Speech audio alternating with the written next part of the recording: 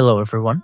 In this video, I'm going to show you how to pause cutscenes in Expedition 33.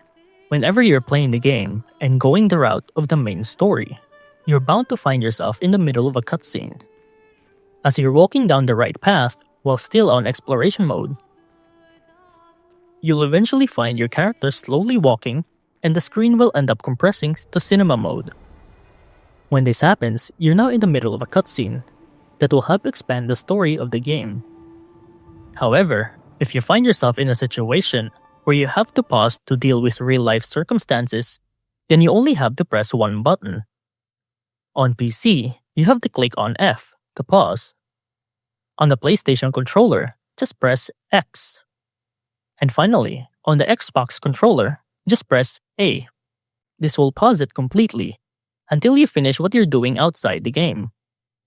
If you played this cutscene already, and you're on the New Game Plus, then you can completely skip the entire cutscene to save you some time. And that's how to pause cutscenes in Expedition 33.